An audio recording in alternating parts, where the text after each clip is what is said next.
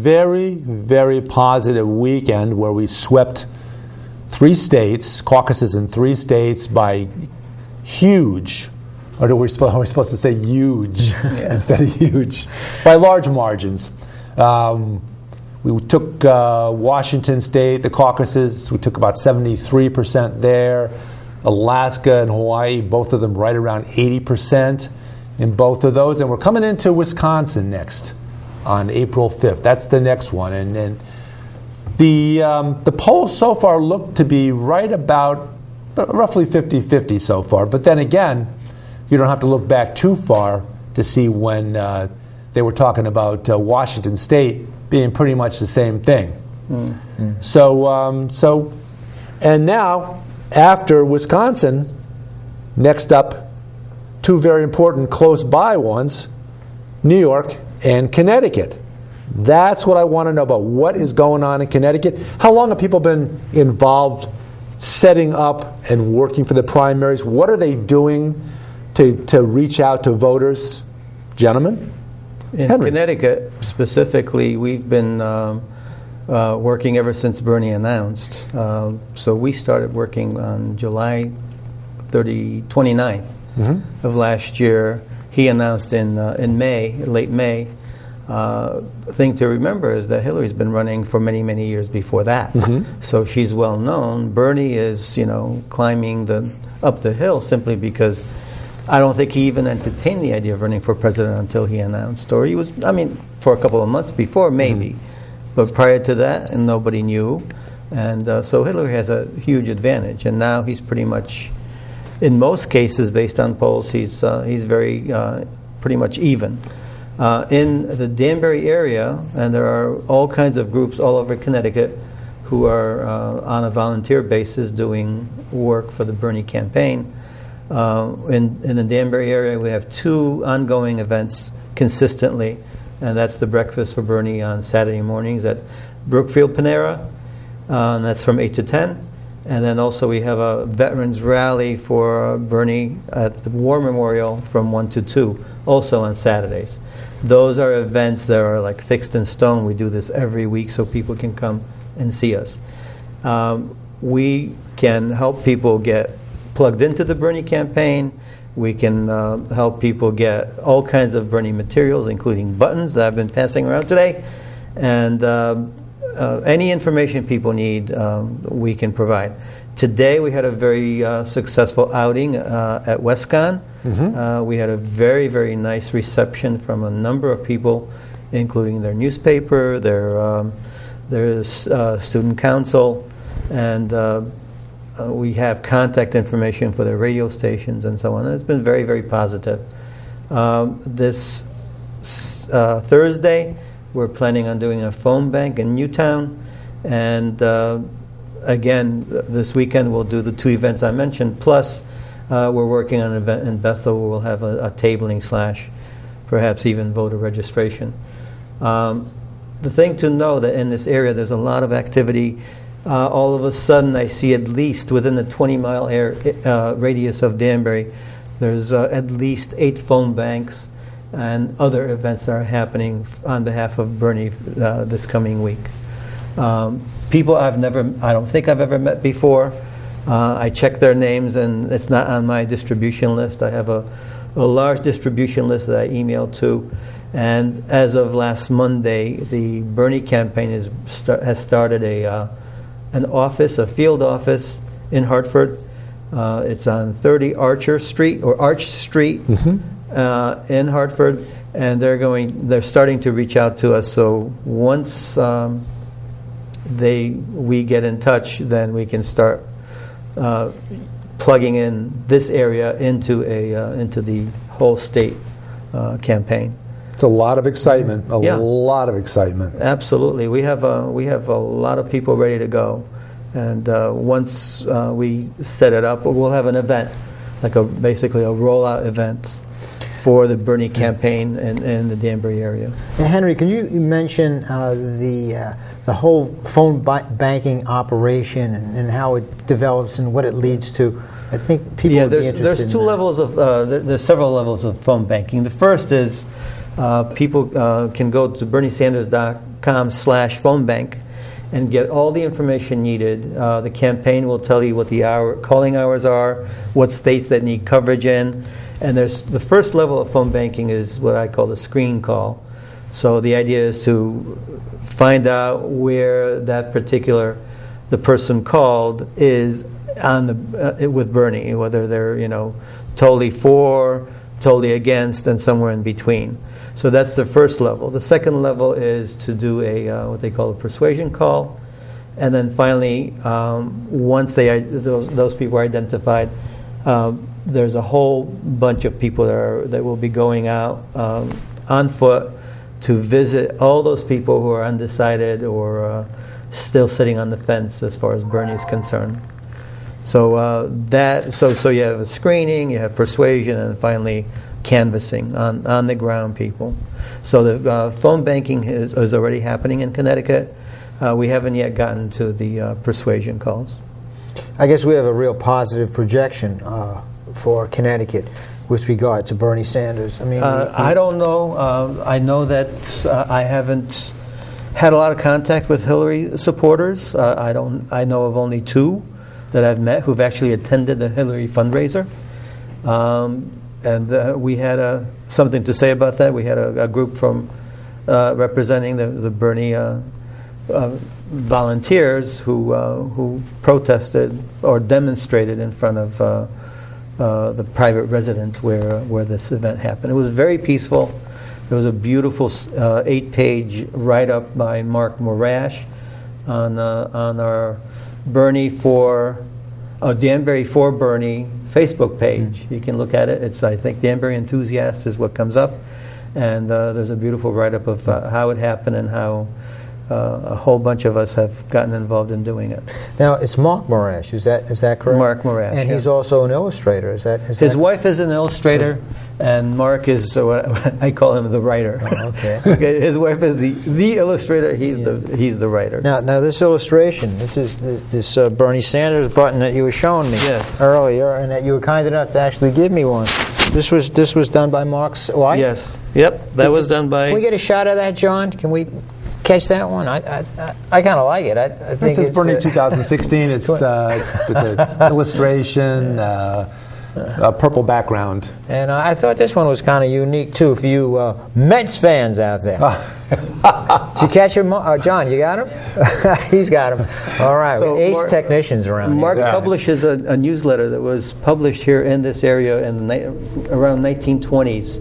It went for about 3 years or so, and he's taking some of the illustrations from there and he's recycling them. Wait a minute, you say the 1920s? Yes, 1920s. He's not one of these young whippersnappers then, huh? Yeah, he is. He's a very young man, but he's taking the ideas that were presented by this gent by the name of Art Young. Oh, and he's updating them for Bernie because the ideas then were similar to here, less the technology, of course. Yeah, it's amazing. I guess. So we should have him on this show because he's got a lot to say. We've been angling for him. We're trying our best. Yeah. We know he's busy. We know that there's primaries coming up. Mark, if you see the show, keep in mind we're looking for you. Come on. All right.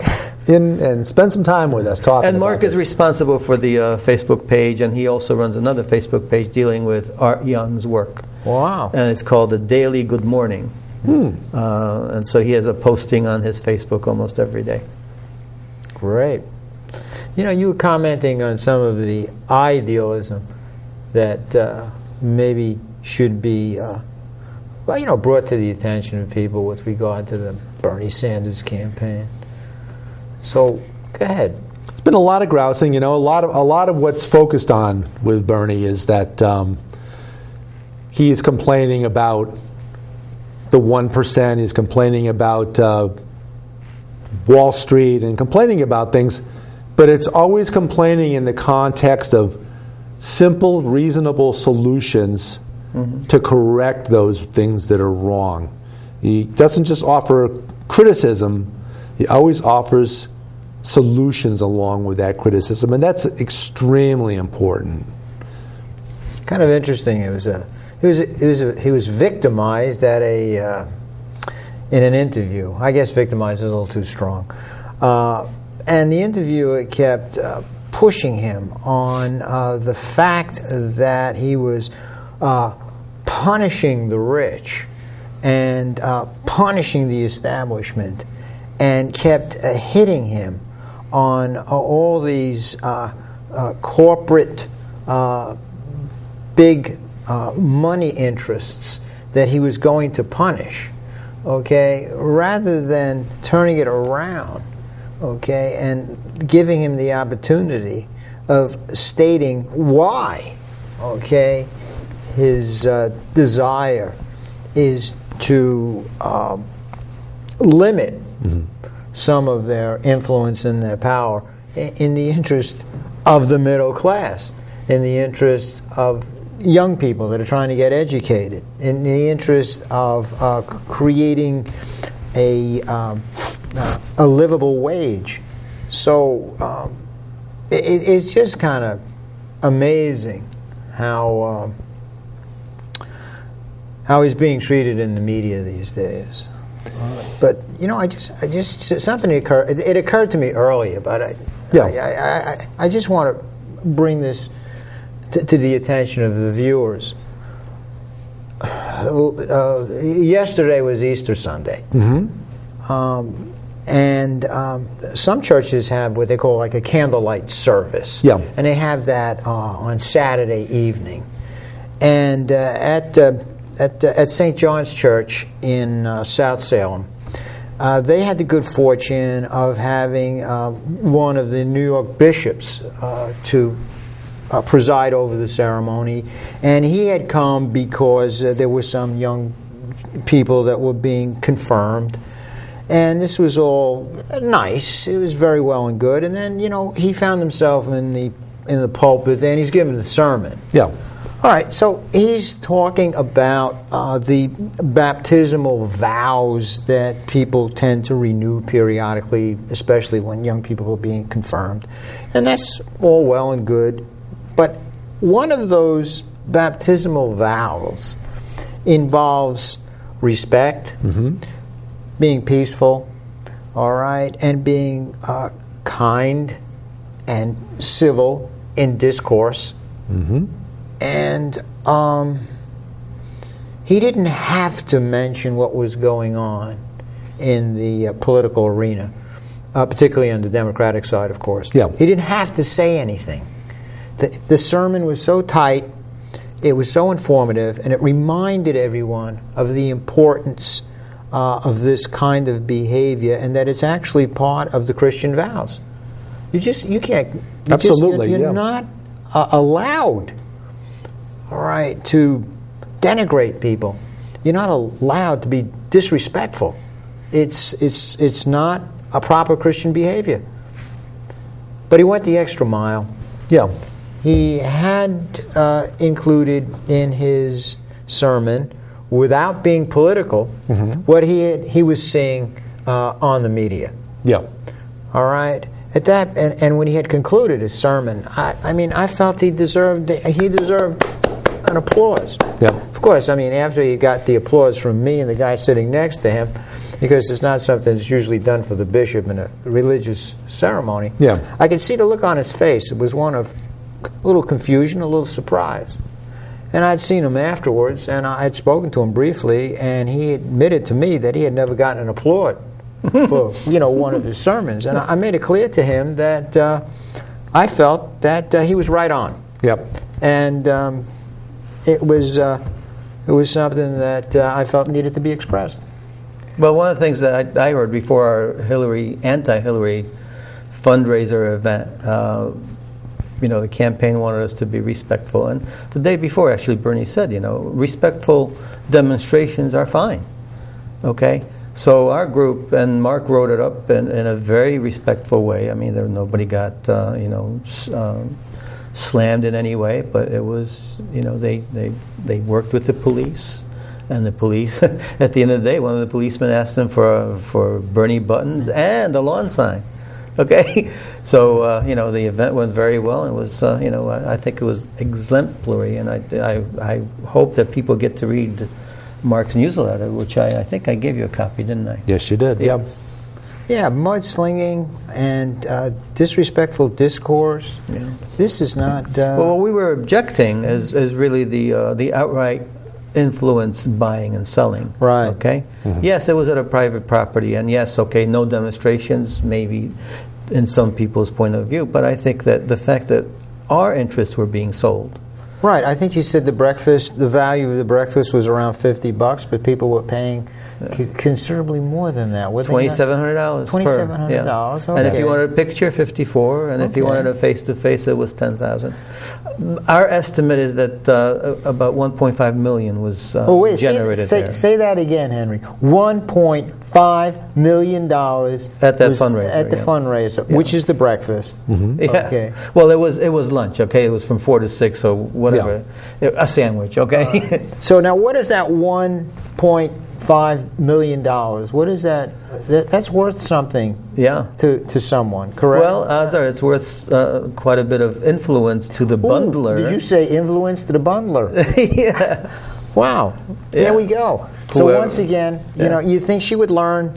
She's doing. She did it with Goldman Sachs. Now she's doing it on another scale. Yeah. Bringing in. And it's beyond credibility that you take all this money and at some point in time you're not going to owe favors. Oh no, you're going to forget all about it. I mean, I know of no exception where that doesn't. No, and human nature. Yeah. Human nature wins out, and unfortunately, this is the bad side of human nature.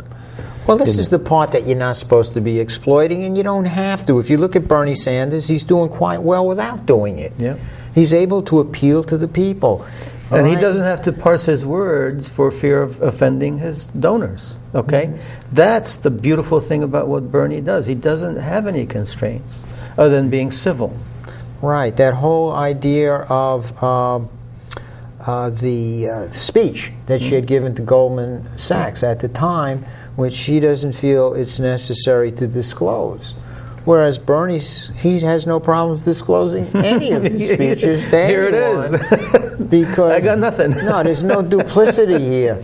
Exactly. I wonder, if anybody has looked at this idea of, one of the things that all the people in Congress experience is what they call lobbyists. Okay, and I wonder how Bernie deals with lobbyists. Should they visit his office or want to visit his office? I wonder what his approach is. I don't know. I haven't, but I'm curious, and maybe someone can share and let us know. For people to visit the group get-togethers, because he caucuses with the Democrats in the Senate, and likewise he did in the House of Representatives. He caucuses with them, and they have visitors that come in that put ideas forward and ask for consideration of their idea by the group as a whole. And there he is. He's part of that. Mm-hmm. And I don't think that it's going to have the kind of influence on him as it does on other people, simply because he's there. There's no money coming in behind it. These folks are giving money to the Democratic Congressional Caucus of the Democratic Senate Congressional Caucus. They're bringing money to the party, not to the candidates. Yeah. And the party distributes that money in terms of help with campaigns and with advertising. But it's important to note that, as you mentioned, that Bernie does not take money from special interest groups, unless you consider my $10 or your $10 or your $10 or John's $10 or Roberto's $10 as a special interest group. You're not going to buy too much from a candidate with that, other than to give them a little, give them some positive strokes for doing the right thing. Yep. And Hillary Clinton been saying more and more a lot of the right things. She's come out, now she helped write and was for the Trans-Pacific Partnership, the TPP as it's called, the trade treaty. She helped write it. She helped negotiate it. And now she's against it. That's good. She was not in favor, obviously, of reining in Wall Street at all. And now she's in favor. Now she's all of a sudden she's taken up a lot of the stances of Bernie Sanders. Mm-hmm. But what separates the two candidates is, I think it's safe to say, and I think most everybody would agree with the fact that one person is more trustworthy on those issues than the other. Yeah, and that's because you have a record of doing that's consistent with what they're saying. On the other hand, you have saying, but there's no evidence that the doing will be consistent with what she's saying. Yeah. Okay. Can we count on her to do the things that she's come out in favor of now? Can we count on any of that? And I'm not going to speak to what's in her heart, but I would say probably if I were a betting man, and I'm not, I would bet that she's a lot less likely to do the things that she's coming out in favor there's of. another way of looking at this as well, from the viewpoint of personal wealth. You know, what is the net worth of Bernie? Everything I've been able to find, it's under $1 million. Yeah. That's his net worth. I mean, he's been a person in politics, a senator for 2 terms now, making $175,000 a year. Written some books, made some money for writing some books. And it's reasonable to say, okay, $1 million, okay? If that's what he's claiming. But then, I think it was 770,000. Well, I'm trying to... but it's okay. Okay, I'm trying to be higher just to be reasonable. We're putting a cap on it. We know it's under $1 million. Okay. But then, look at the Clinton fortune, and how is that amassed? From everything I hear, it's $150 million. And, was it amassed by influence, buying and selling? Bernie, if he gets an honorarium for a speech that he does, he typically donates it to charity. If there's any question about the money that he's taken in, he donates it to charity. To causes that he has a list of. So, I think that he's consistent. Okay.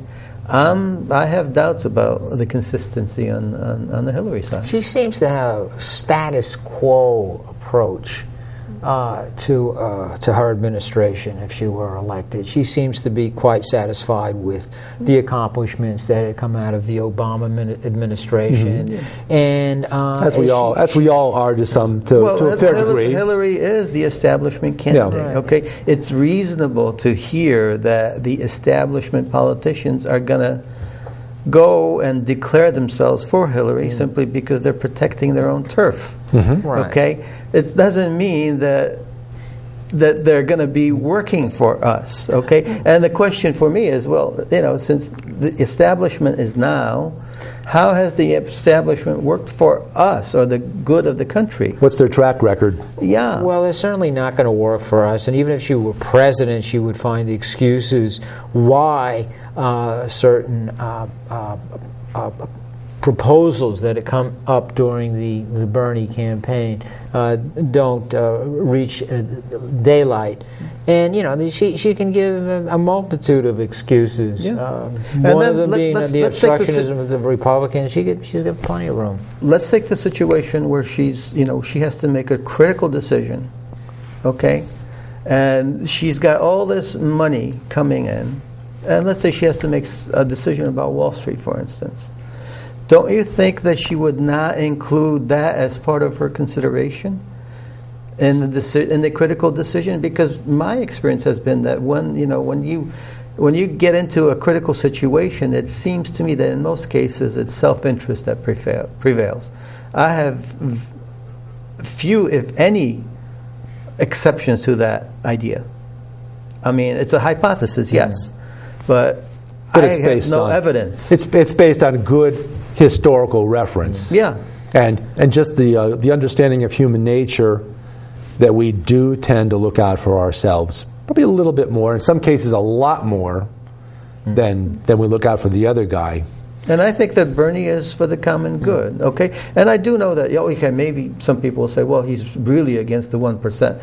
But the reality is that the 1% can very well take care of themselves, okay? Right. No matter what the rules are. And they can give up a little bit extra money without sweating it too very much. And they have the resources to game the system. What would appear to be a tax burden to us would be insignificant to them. Yet it would generate enough income to assist in a lot of these social programs. Well, the corporations, I guess, get roughly $100 million worth of subsidies? every year? Well, depletion allowance. Roughly?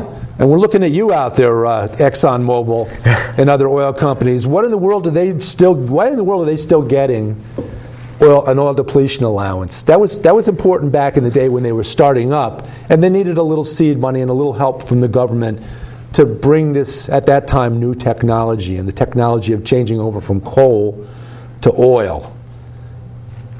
And we had cars that needed to have fuel to run on. The auto industry was new. It was very important to the country then.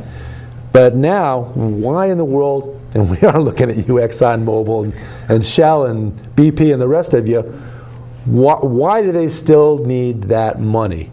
Why would that money not be better spent shifting it to renewable energy, to give them the startup assistance in order to take us into the new technology and renewable energy, which is coming into play now? I'll make it even simpler. I'd say, take the money that's coming in and invest it into our country. Look, we've had this experiment of lower taxes since 2001. Ah, yes, the Bush tax cuts. Yeah, and we've had it, and how has that worked out?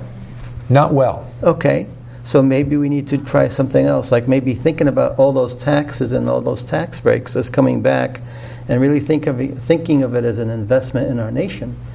Obviously we don't want any of that money squandered, okay? But look at what's suffering, okay? And it's not a radical shift. Education and infrastructure and all that, and people are suffering because some people are getting money or getting additional breaks that they can truly live without. They've proved that they can, because before 2001 they were doing fine, right?